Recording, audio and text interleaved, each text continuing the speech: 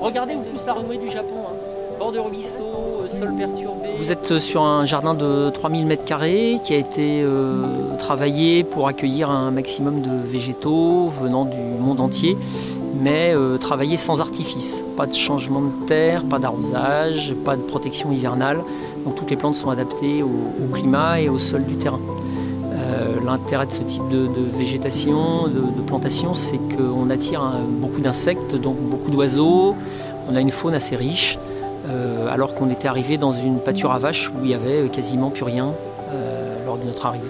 L'idée de la visite, de l'ouverture du jardin, c'est de permettre aux gens de visiter, de déambuler dans le jardin et de découvrir un jardin qui n'est pas très courant, parce qu'on est moins formel que d'autres types de jardins. Après, une fois que le jardin arrive à maturité, plus qu'un travail de paysagiste, c'est un travail de jardinier qui interprète ce qui arrive, ce qui disparaît. Et voilà, les plantes se déplacent dans le jardin, viennent, s'en vont, on décide de les garder, de ne pas les garder, de les supprimer.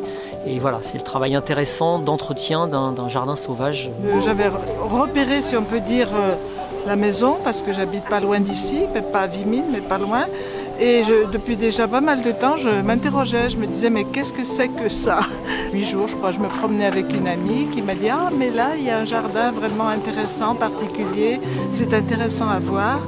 Et puis, il se trouve que j'ai vu aussi une affiche, une petite pancarte disant qu'il y avait des journées organisées pour la visite. Et voilà, j'ai eu envie de venir pour en savoir un peu plus. Dans ce jardin, j'ai travaillé à la conception Feng Shui de l'environnement.